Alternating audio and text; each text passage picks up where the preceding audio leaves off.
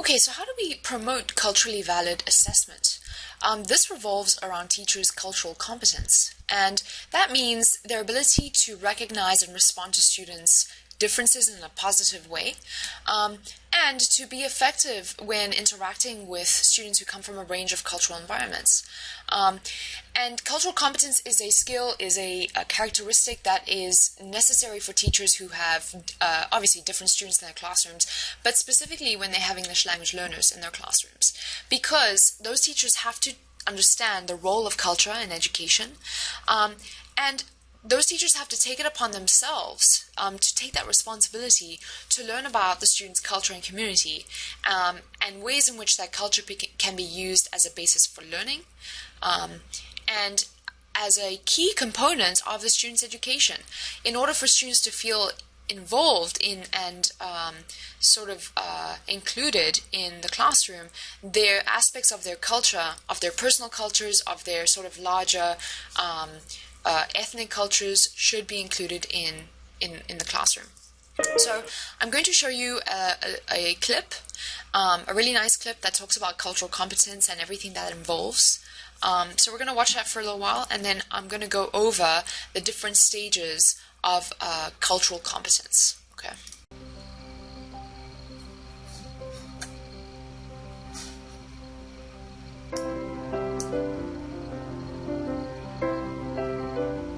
Educators, I think, have an ethical responsibility to deeply understand the young people with whom they work.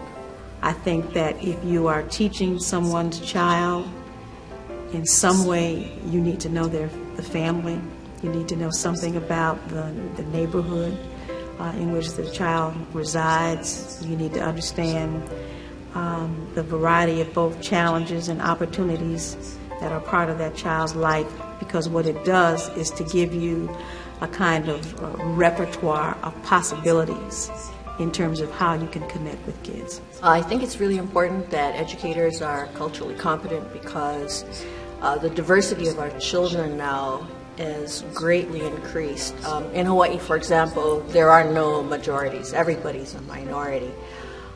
Even within our own cultural groups, let's say ethnic Japanese, where they're 26%, depending upon the background that they come from, the generation that people immigrated, there is difference within each so-called category. So there is really no way for a teacher to assume that just knowing that most of the kids are going to be a particular ethnicity, there's going to be a certain way to teach.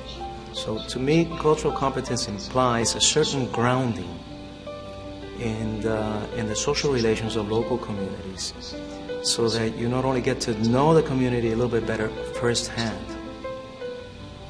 but that you give yourself plenty of opportunities to learn from others. Cultural competence is creating a context that will honor students' culture, students' way of looking at the world, their value systems.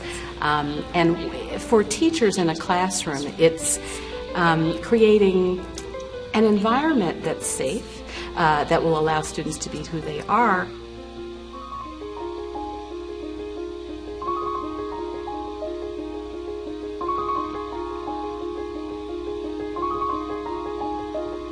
The first question everyone who wants to be culturally competent as an educator should know how to ask of themselves and also of the young people that they work with is, tell me what it is that you're expert in.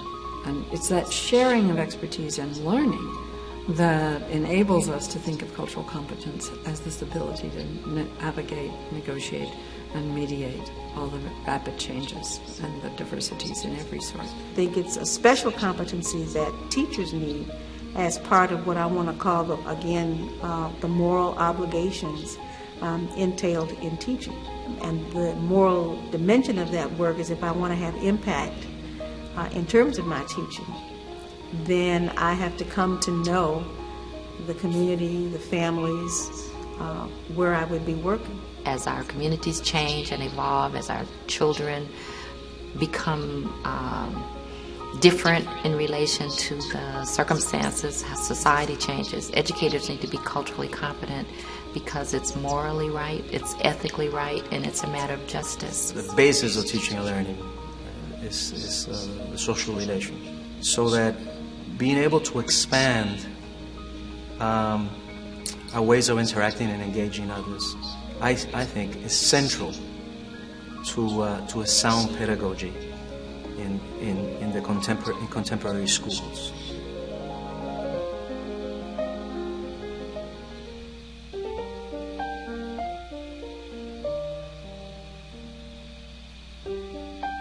I think the student achievement gaps are accompanied by other kinds of gaps. There are gaps in teacher knowledge, performance.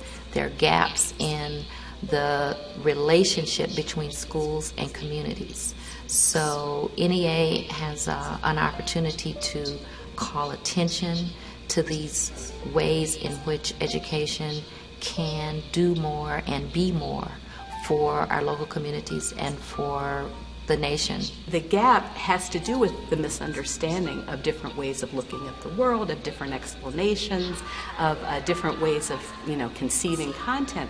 And the more we inform and educate our teachers, our leaders, everyone across the board about what some of these distinctions are, and they get worked into the curricula and they get worked into the preparation and ongoing professional development of teachers, then we'll have the opportunity to ensure that the gaps will be closed. One of the things we know is that the young people who come from some of the most under-resourced communities can respond when they're asked to step up to the line and show what their achievements are. You're very, very strong in drawing, you're very strong in visual development, you're very strong in reading the text and the illustrations in the science book, but your achievement gap, as we now define it in education, is coming when I ask you to write a paragraph, and you simply don't want to do that. So let's think about adding to your achievements and making those achievements that you already have spring forward and bloom in a different way.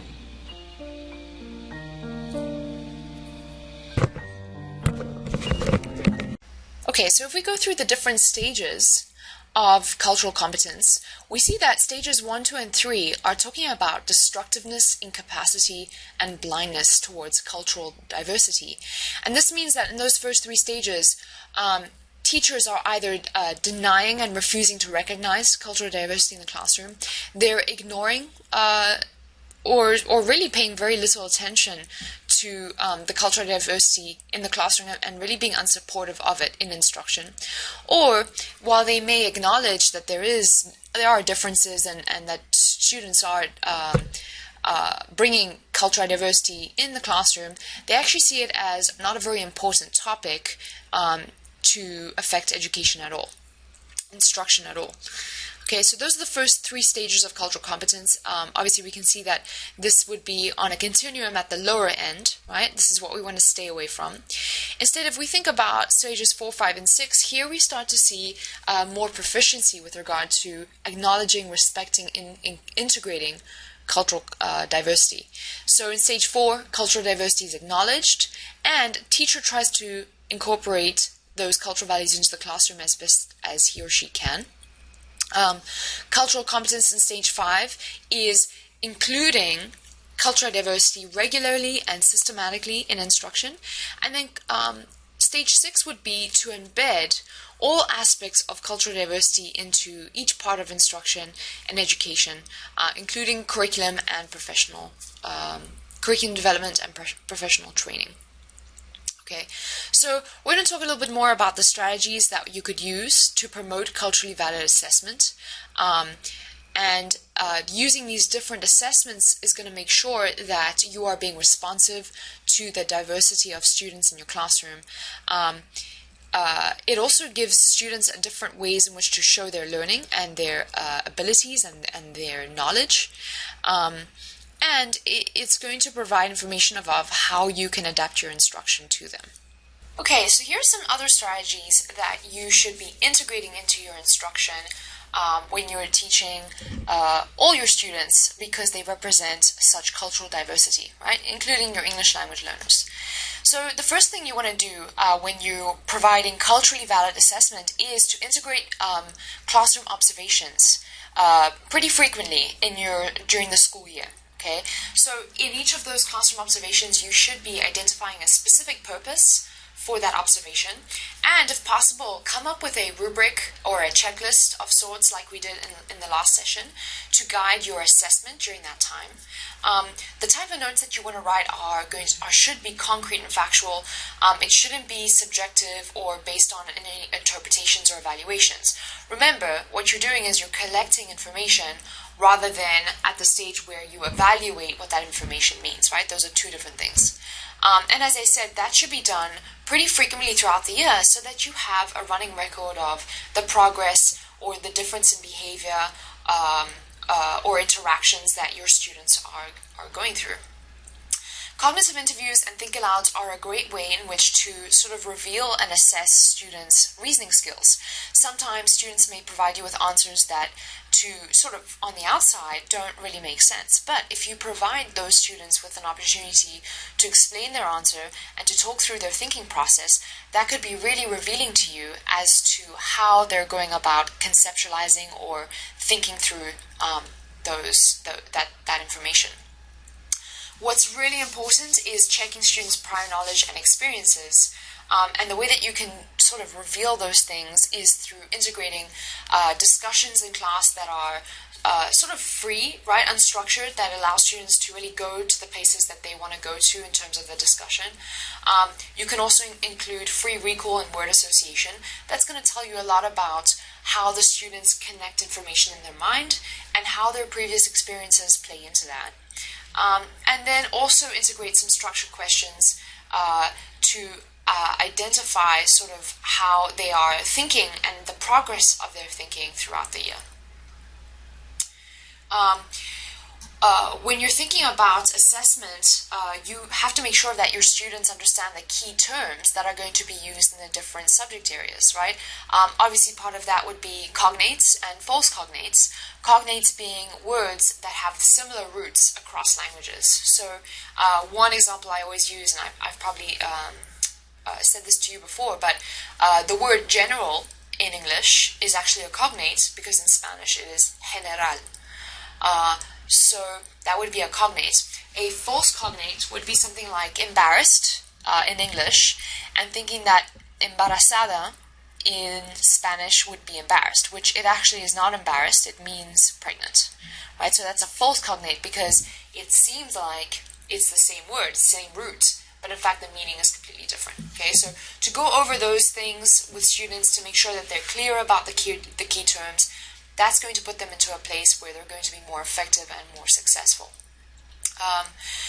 Students sometimes go through school or go through the assignments in class really not understanding why they're doing those assignments in the first place. And so to be a culturally competent teacher who is thinking about culturally valid assessment, you always want to make sure that your students understand the reason why they're learning this specific topic, why they're being assessed in this particular way.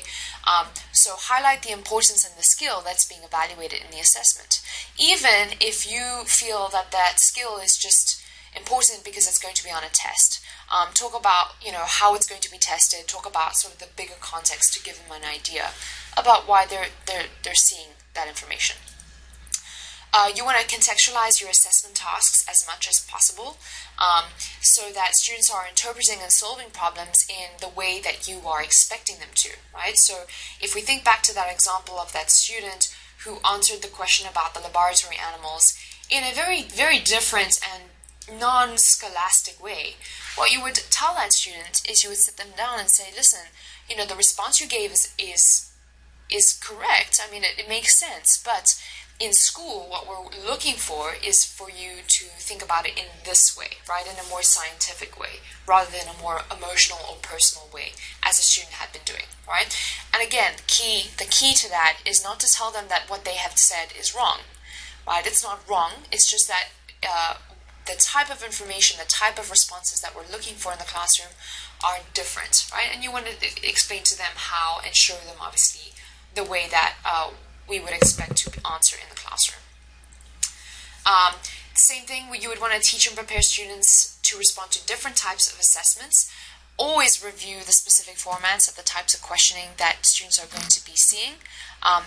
That just allows them to have an understanding about what they're going to expect. Okay, and the one thing I want to get into is the response to intervention. This is something that was talked about in your reading, and just in case you need more clarification about what response to intervention is, I'm going to show you a small clip that talks about this three-tiered step to trying to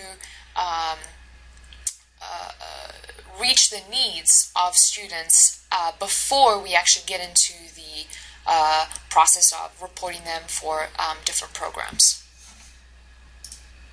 Often depicted as a triangle, as one example of how a tiered framework can be used as a school-wide strategy for instructing all students. All students will participate in Tier 1 instruction.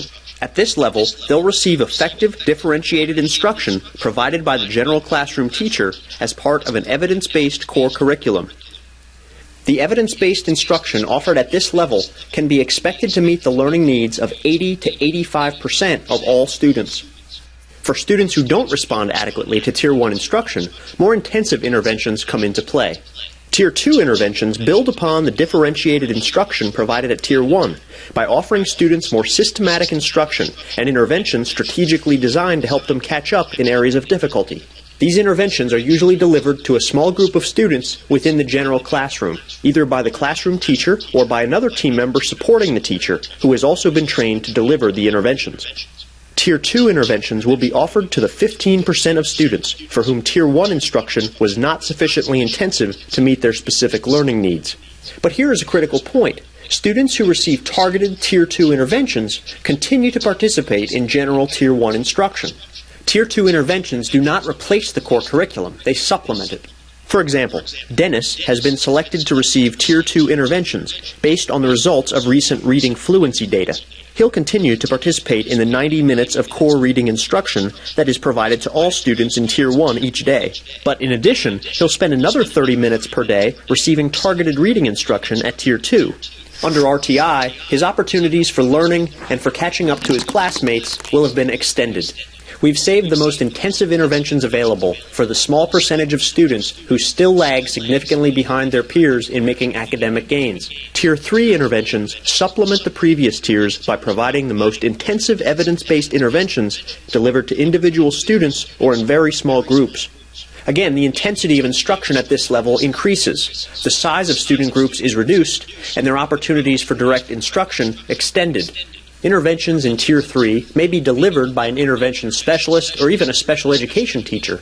But again, these interventions supplement the instruction provided at Tier 1, not replace it. And students do not have to be identified as disabled in order to receive these interventions.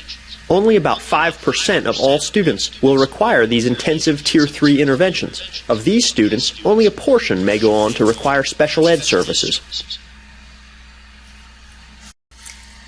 Okay, so you can see that the intervention that has been provided is very much classroom-based. It centers around instruction and the amounts of instruction that teachers are going to give students.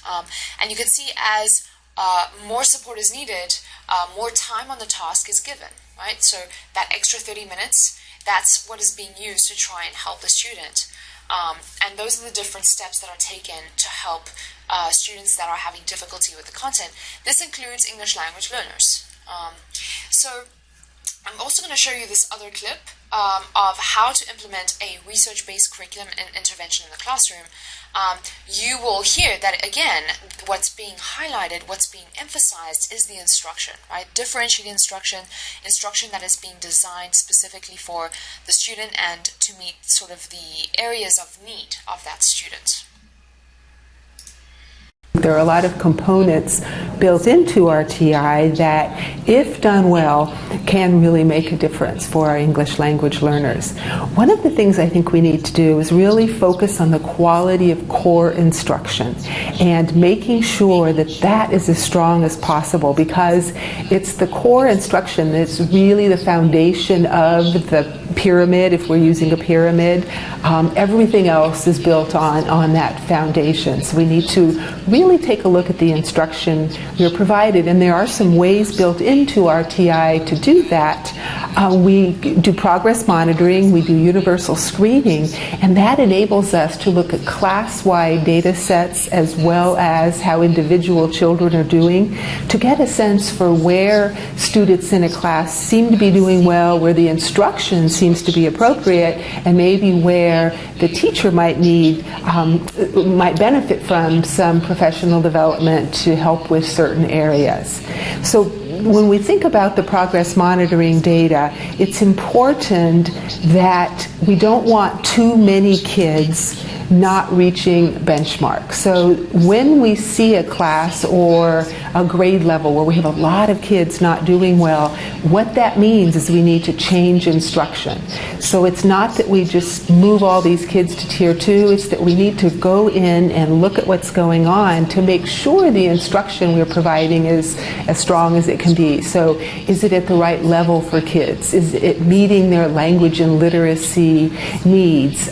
Is it a practice that's been validated with similar students in similar circumstances? It's really important that the teacher has a strong relationship with students, that the classroom into learning, that the teacher has a good relationship with the family, with community. All of these are important factors as well. And one of the things this is going to take is observing in classrooms and collaboration, recognizing that any one teacher doesn't have all the expertise, but that together as a team, by sharing our expertise, then we'll be able to better meet students' needs. And that's one of the components of RTI I think is really exciting. There's one school I know where the English language acquisition teacher at the beginning of the year, rather than seeing groups of students, she goes around to all of the first grade classrooms and works with the teachers on their instruction to make sure it's as appropriate as it can be for the English language learners in the class. So sort of a building capacity and strengthening instruction, not in a judgmental or evaluative way, but in a supportive way. So I think that's important. I think each school can identify the expertise and figure out what works best for that school depending on that expertise. I think that there are some great examples out there of what it can look like when students are taught in culturally and linguistically responsive ways. Some colleagues and I just recently published a book with Josie Bass that looks at classroom observations in teachers' classrooms who are really fabulous, providing great instruction at Tier 1, Tier 2, and Tier 3. Some of the teachers in Spanish and some in English. But you can learn a lot from those teachers about sort of the big picture and what it takes to really be a strong teacher, how you help children connect what they're learning to their prior knowledge, to their experiences outside of school. I think another aspect of the effective teacher, even at the first tier, is this idea of having high expectations and sort of being relentless. Trying a research-based practice, but recognizing that children don't all learn the same way. And if one thing doesn't work, trying something else. So not giving up, but looking for ways to support student learning and recognizing that, a lot of kids do need a little scaffolding, a little support to get it, and being able to do that. So in other words, being able to differentiate instruction, that the teacher has a good sense for what the child needs to know so that he or she can see, well, gee, it looks like, maybe we need a little more help in this area, and understanding what that would look like and how to provide that. So, we're talking about pretty skillful teachers here. I would say, too, that the International Reading Association has done some great work in this area in terms of what the core should look like. I think in terms of Tier 2 and Tier 3 interventions, Sylvia Lehman Thompson and Sharon Vaughn have done some great work, some excellent research studies where children are learning to read in either English or Spanish, and then the interventions are provided in the same language. And they've shown that their Tier 2 interventions can be very powerful for helping children make a lot of progress. So certainly, adding to the research base about what will help children learn.